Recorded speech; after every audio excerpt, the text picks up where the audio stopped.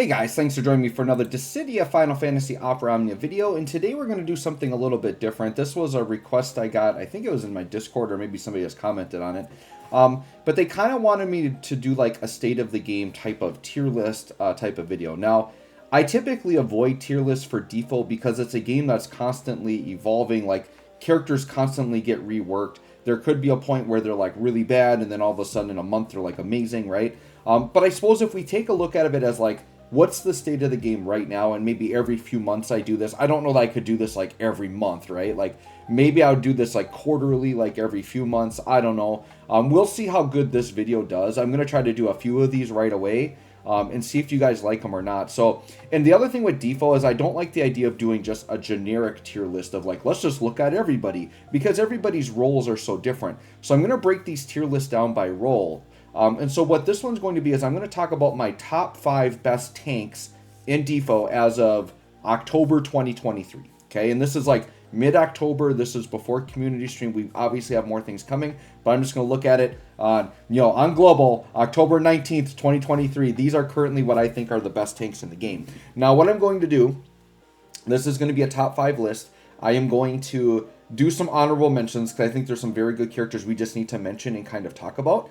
And before we get into this tier list, to talk about like how am I ranking these characters, right? So when I'm ranking these characters, I am looking at it a lot more heavily by what their role is. Okay, so I'm not saying who can do the most damage, who has the most, attack stat or anything like that. It's about who does the role of tanking the best. And now damage might be a part of the tanking, but we look at like the overall package of that.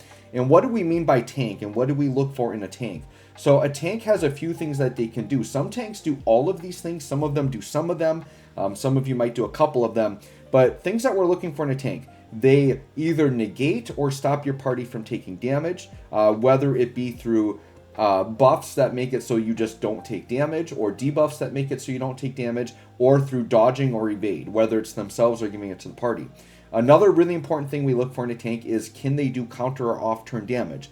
Not all tanks do this, and they don't have to do it to be a good tank, but it may affect my rating, where if a character can stop damage really well and do counter damage, I'm going to rank them higher than someone who just does good counter damage and maybe tanks a little bit, or somebody who does a lot of tanking but doesn't do counter damage, right? So that's really what I'm looking for when I think of tanks. So we'll start with some honorable mentions. So I want to start by just talking about probably what I would say is 3 of the best LD only tanks in the game. So we have Edge, we have Gladio, and we have Galuf. And they're all kind of different in their own ways, right? Edge is absolutely insane because he gives party-wide evade and he's doing counters. So Edge is doing all of the things that I really like out of a tank.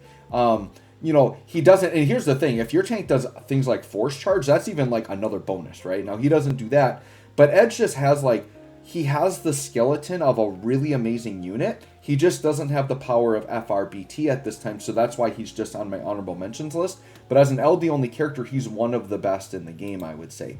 Gladio, another one. Gladio is what we would call our traditional cover tank. So he's going to cover for allies. His buff, the reason why Gladio is so powerful, his buff literally makes him take no damage. Like, he cannot be hurt. And if it's single target, you will not take damage because he's going to cover tank for you, and he does counters. But he's LD only, right? Now, we know his FRBT's coming because he's got it on JP, so he'll obviously move way up on the list at that time. But right now, where we're sitting on global, he's just an honorable mention. And then Galuf, and he is a cover dodge tank. So once again, he's going to cover, but then he dodges, and then he does powerful counters. And he actually has 2 counters in his kit as well. So very powerful, right? So these 3, I would say, are just like the perfect example of a really nice tank template. They're just LD only, right? Another honorable mention I'm going to throw out is Celis. Celis is very, very good. She's got traps. Her tanking is kind of unique in that she actually absorbs magic damage and turns it into Brave. So she's a little bit harder to use in that, like, if you're fighting an enemy that's all physical damage, she won't work as well. But if you have her BT fixes that. Her BT will force any physical damage to be magic. She'll absorb it. So, and she does locking, right? So she's really good at bringing in damage, absorbing it, helping your party, and she does, even though she doesn't directly have counters, she has off-turn damage in a really, really nice trap. So Celis is a very nice character as well. I would just say with Celis, she's a little bit dated at this time, but I believe she just got a really nice rework on JP, so at that time, she will move up on the list, okay? Then we have Zac. Zach is very, very good. He's got Echo. He's got pretty good on-turn damage. The reason why Zach didn't make my top 5, and kind of the big thing I've always said about Zach, is he doesn't have any off-turn. But he does the actual tanking part. He does it incredibly well, so he deserves to be mentioned, right? And I would say compared to most tanks, Zach is a little bit better on turn damage, right? But he doesn't have any off-turn.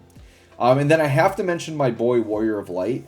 Warrior of Light also has the same problem as Zach, where he doesn't do off-turn damage, but he's got some other nice things. Like, he can heal a little bit with his EX. He's got incredibly powerful shields that basically make you feel invincible. Warrior of Light is an absolutely fantastic character, and I would say I did kind of put these in order. I personally would rank Warrior of Light above Zach, just because I love, and he's got Echo as well, but I just feel like Warrior of Light just feels so safe to use. I just love using him, right? All right, so with that, we're going to get into the actual top 5. So, I mean, if you want to actually rank these, I kind of do put him at 6, and I would put Zach at 7. The rest of it's kind of just like, you know, whatever, but it's just honorable mention stuff, right? So we're going to go into number 5. So at number 5, I'm going to pick Rubicante. Now, Rubicante, once again, does what you want out of a tank. He's got a good FR that works with tanks that's going to build up, right? I would say Rubicante has 2 flaws in his kit. Rubicante, if the enemies are aggressive enough, because he has really good protection in that he's got Last Stand, right? The thing with Rubicante is he doesn't, like, nullify damage as well as you want out of a tank, right? And Rubicante needs to heal himself back up to get above 50% so that his Last Stand can kick in. So kind of one of the flaws with Rubicante is you kind of have to artificially give him healing through spheres. He doesn't have that, like, built in his kit like other tanks do, which we're going to talk about some in a second here. The other flaw with Rubicante is he is locked to fire damage, and that means he can get locked out of fights. But he's still incredibly powerful. Double counters, right? Double counters are really good, and he's a character that is capable of soloing fights. I have just found Rubicante compared, like when he first dropped, he was like de facto best tank in the game. We've just got other tanks since him that I feel like operate a little bit easier. They're a little bit more consistent in what they do, and they don't get as locked out of as many fights. But Rubicante, I think, is good enough to be number 5 on my list for the current state of the meta, right? Let's go to number 4. We went with Auron. So my boy Auron, he's got, you know, BT, Echo, insane. The thing with Auron that I like is he's a traditional cover tank that counters with very good damage, but Auron is constantly, like, healing himself back. Like, whenever he counters, he heals himself back. That's why I like him above Rubicante, because his heals are more powerful, and they're built into his kit. Rubicante's heals are a little bit smaller because you're only getting it from a sphere, and you have to artificially give him that. Whereas Auron just naturally does what he does, and then as a nice bonus for Auron, with his BT effect, you do get the really strong soar attacks that actually give him very powerful on-turn damage, which you don't usually get from a tank. So I think Auron deserves to be number 4 on my list. Number 3 is going to be my girl Beatrix. And now I might be a little partial here because I like my Red Crystal. I like Beatrix a lot. But the reason why I put Beatrix over, say, Auron, she has a bit more utility that I really, really like, because her traps, or her follow-ups, however you want to refer to it, they ignore defense, and they dispel. And dispelling should not be underestimated. I love the dispelling of Beatrix. She's got HP regen in her kit, so she can help with kind of some healing and some things like that.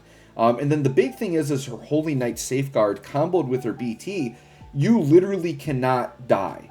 And so when you're in a situation where you literally can't die, that's amazing. Whereas a character like Auron, you're going to be like 100% good against single target, but if bosses are really aggressive on AoE, like, he does not protect the whole party, right? He just protects himself, he heals himself back up and counters, whereas Beatrix is going to protect the entire party. So I do really like Beatrix here, I think, at number 3. Once again, just a little bit more utility, and she's got some of that, just that nice support stuff kind of mixed in with what she's already doing. So I think Beatrix is a fantastic pick.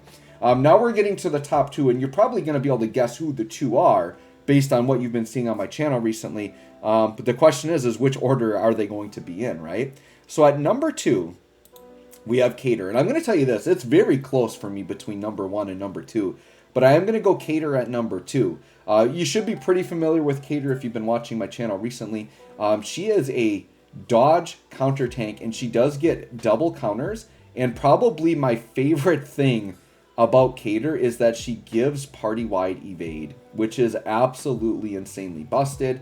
Her FR is crazy because, you know, anybody that, if you bring other off turns, they're going to take it. But if anybody dodges, you get a 50% bump, right? Which is really, really good. So Kelger, and the other nice thing about Kelger, right, is she force charges, which I believe out of all of the tanks, she's the only one that force charges, right? Now, because of all of that amazing thing, and I think the force charging is a really strong argument that you could argue that Kelger's number one. Like I said, my number 1 and 2, they're extremely close. And I think I could be pushed either way and say that either one could be number 1, right? But my gut reaction is that my boy Kelger's number 1. And not just because he's a woofy boy, right? He's also an evade tank, right? So he's going to dodge and he is going to counter. The thing with Kelger is, and he may not have force charging like Kelger does, right? But the thing with Kelger, he has the most consistent lock that you can get out of characters, right? So the thing is like Kelger has to put a lock on by doing an attack. The problem is it's a non-framed lock that enemies can get rid of it easily. And if you don't have her BT effect up and you don't have the party-wide evade, like other characters can be susceptible to damage. Kelger's lock is an aura, so the enemies can't touch it. The issue with Kelger, though, is it comes from the EX, and the first EX recharge, if you're just running normally, you may not get to that recharge before it runs out.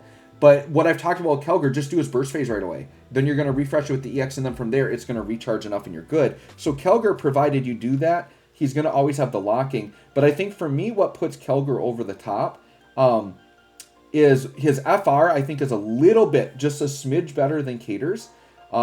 Just because you get 50% just like Kelger does. And with his aura lock, like, he's always going to get hit. So you're still pretty much just as guaranteed to get it. The thing is with like Kelger's off turn doesn't require an element where Kelger's does. And what that means is with Kelger, you can't run characters of other elements, so it limits your team building a little bit. Now you still can, because the small ticks you might not care about. The big thing is you're getting the 50, and you're going to get that with either. But Kelger's just a little bit more flexible, I think, on the team building for meeting his FR conditions. And then the other reason I'm initially putting Kelger, I think, Kelger above Kelger, is his damage is insane. Because, you know, his counters are really nice, but when he gets his BT effect up, his preemptive strikes are very, very heavy damage. I feel like, now Kadaj, I think, is up there for like that off-turn damage, but before Kadaj, I think Kelger was like the strongest singular off-turn attacks I was seeing in the game with these preemptive strikes. They're very powerful.